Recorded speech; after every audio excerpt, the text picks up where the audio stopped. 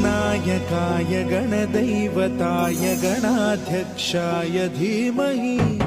गुणशरीराय गुणमण्डिताय गुणेशानाय धीमहि